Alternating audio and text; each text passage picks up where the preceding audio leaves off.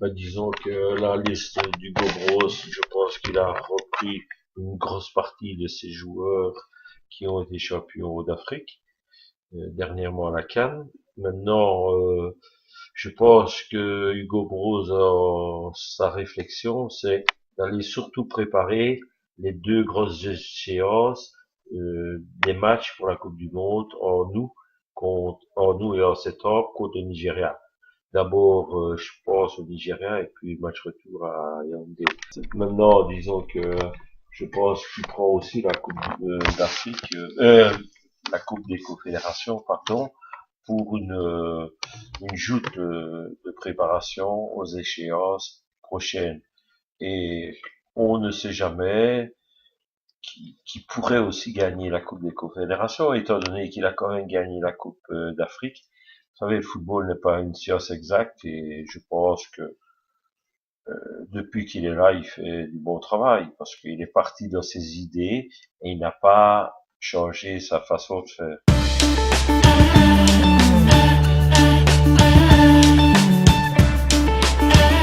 Une fois, j'ai vu que par l'internet que l'Étoile demandait cherchait un entraîneur. Comme j'étais en rapport avec son manager général, qui est Monsieur Baba Touré, bah, je lui ai envoyé mon CV. Bah, il dit on se connaît, il n'y a pas de problème. Il a proposé mon dossier en premier lieu. Et à ce moment-là, au président Silla et au vice-président de l'académie, qui est Monsieur Doucouré, Mohamed. Et disons que je suis arrivé là vers la moitié janvier 2017 et j'ai terminé mon périple là-bas parce que j'ai été un peu souffrant, un peu malade. Sinon, j'ai travaillé 2 mois, presque 2 mois et demi, avec une très belle académie et surtout un président fou de football et les gens très simples et de bons joueurs. Et je pense quand même que sur les 2 mois et demi, ben, bien sûr, l'équipe a été déjà en place parce qu'ils ont fait quand même un beau recrutement. Et maintenant, ben, ils sont partis à un tournoi à Cotonou, qui est durable depuis 7 ans, qui amène beaucoup de scouts.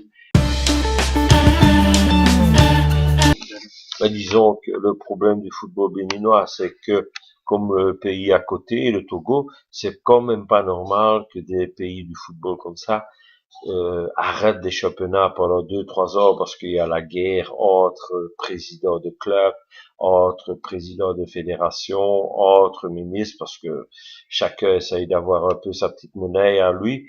Mais c'est quand même grave parce que le football béninois, en principe, a quand même de bons joueurs qui sont sortis.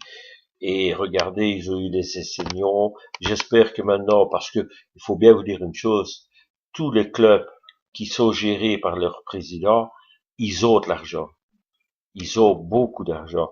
Mais le problème, c'est qu'il y a des marchands de sable qui sont toujours derrière eux, qui leur donnent toujours l'impression d'être de grands savants du football, mais c'est surtout ceux-là qui font du n'importe quoi.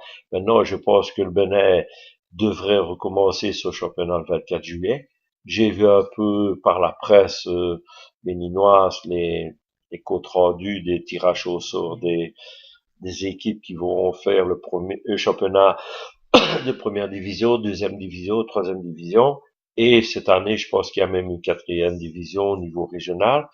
Mais ce qu'ils devraient essayer d'organiser, c'est que depuis des années, et la dernière fois que j'étais au Bénin, pour les Dragons de l'OAB, on nous avait dit de construire une équipe de juniors qui aurait joué avant les équipes premières, mais ça a été un vœu qui n'a jamais été réalisé, et qui cesse un peu de se disputer entre présidents, fédération et tout ça, parce que maintenant, ils ont quand même quelques installations qui deviennent performantes, et à ce moment-là, j'espère qu'il va avoir de bons résultats, et essayer quand même que l'équipe nationale, après X années sans Coupe d'Afrique, essaye un peu de se qualifier pour le peuple béninois, surtout pour les supporters, et que au moins d'ici 2019 qu'ils soient qualifiés pour la CAN.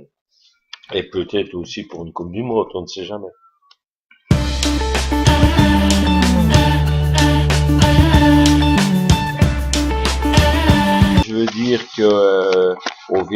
m'a annoncé dernièrement que le président, Monsieur Magloire, vient d'ouvrir une académie. C'est déjà bien parce que lui a les moyens, mais il y a une chose, il y a trop de personnes qui demandent de l'argent aux enfants pour faire du n'importe quoi. Maintenant, les encadreurs au Bénin, avec leurs petits moyens qu'ils ont, il y a beaucoup d'académies, mais ils ne sont pas soutenus peut-être par certaines personnes. Maintenant aussi, et ça c'est grave, les encadreurs au Bénin ont des qualités énormes. Mais le problème, c'est que on ne leur donne pas le respect qu'ils doivent avoir. Et une chose aussi très importante, tous les clubs ont des budgets pour des joueurs d'équipe première. Mais le Bénin prend toujours des gens qui viennent à côté. Jouez avec vos Béninois, faites confiance aux jeunes, faites un championnat de jeunes, minime, cadet, junior, faites des tournois expérimentaux qui n'aient rien à gagner, que des petits souvenirs, je veux dire des coupes ou quoi, mais pas commencer à demander de l'argent.